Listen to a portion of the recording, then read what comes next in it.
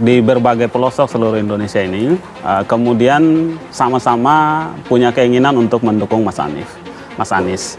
Ya, lalu kemudian karena saya kebetulan yang mungkin mereka banyak dapat info, akses juga bisa baik itu melalui media sosial, telepon.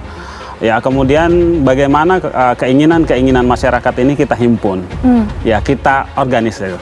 Tapi yang terpenting tadi adalah sifatnya rata-rata itu partisipatif. Ya, muncul dari keinginan masyarakat, ya supaya keinginan ini kemudian bisa dalam bahasanya itu vektornya sama, arahnya sama, ya kita organisir. Ya, kita kemudian kalau dalam bahasa Mas Anies itu walaupun tidak terorganisir, tidak terorganisir yang penting terkoordinasi. Ya minimal kita koordinasikan. Yang kedua, yang saya lihat juga adalah relawan Mas Anies ini mandiri. Mandiri seperti apa? Ya, mandiri dalam pengertian mereka melaksanakan kegiatan, melaksanakan dukungan. Ya dengan masing-masing kemampuannya masing-masing. Saya sebagai pimpinan pusat di relawan Mas Anies tidak terlalu banyak direpotkan dengan kegiatan-kegiatan yang sifatnya inisiatif tadi.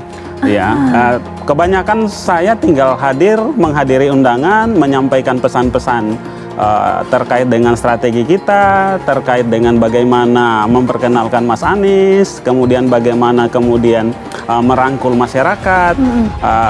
Jadi sifatnya saya menghadiri undangan saja. Tidak ada jauh sekali dari kegiatan yang sifatnya mobilisasi. Yang disampaikan oleh Mas Sugeng kemarin 5 nama yang mengerucut itu dalam proses kita akan bangun ta'aruf dengan capres. Nah, ini jika kondisinya seperti ini yang kompatibel atau yang presisi mendampingi Pak Capres bagaimana? Jika kondisinya, jadi itu 5 nama itu berdasarkan dengan 5 skenario.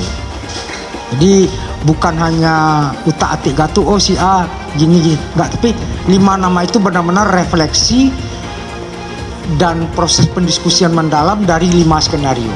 Kalau krisisnya bagaimana? Kalau kita ingin membangun good governance seperti ini bagaimana? Kalau kita ingin perubahan yang lebih progres akan seperti apa pendampingnya? Tapi sekali lagi ini bukan kawin paksa, kami masih punya waktu untuk kemudian membangun chemistry. Jadi sekali lagi ini bukan ada order dipaksakan dijodohin gitu, enggak. Ini datang dengan penuh cinta dan kasih. Kenapa saya katakan demikian? Karena dia memulainya dari hasil survei yang peringkat ketiga. Hasilnya sama seperti yang sekarang, lembaga-lembaga survei menempatkan dia di peringkat ketiga.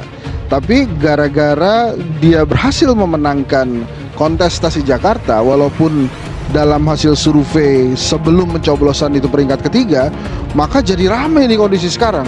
Karena peringkat ketiganya dia itu ternyata diwaspadai oleh peringkat pertama versi lembaga survei dan peringkat kedua capres versi lembaga survei. Pengakuan 2 komedian soal sikap Anies saat dikritik. Loyalis Anies awas gebrak meja. Dikutip dari News Jakarta, loyalis Anies Baswedan Helmi Felis menyoroti pengakuan 2 komedian soal sikap mantan Gubernur DKI Jakarta Anies Baswedan saat dikritik. Adapun 2 komedian tersebut yaitu Andre Taulani dan Kiki Saputri. Dalam potongan video yang diunggah oleh akun _Yurisa Samosir, Andre dan Kiki memberikan pandangannya soal sikap Anies.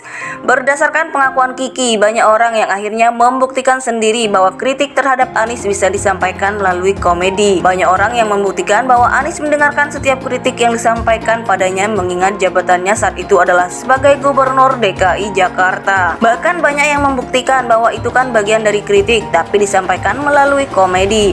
Itu Pak Anies sangat mendengarkan dan gak baper, dan ini banyak juga yang memuji bahwa Pak Anies ternyata legowo juga ya, ujar Kiki. Menanggapi hal tersebut, Helmi menyebut Anies memang cerdas dan matang secara emosional sehingga bisa tetap tersenyum meski dikritik dengan keras. Anies cerdas dan matang secara emosional. Benar waktu itu Kiki keras menghinanya, tapi Anies tetap mendengar dengan senyuman, ujar Helmi dikutip dari akun Twitter pribadinya pada Rabu 10 Mei 2023. Seandainya tidak cerdas dan matang secara emosional, bisa dipastikan Anies marah ketika dikritik keras oleh Kiki, meski dalam bentuk komedi.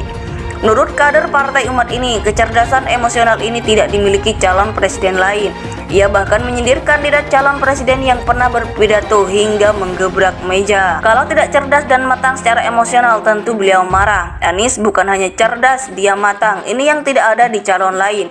Awas gebrak meja, ujar Helmi.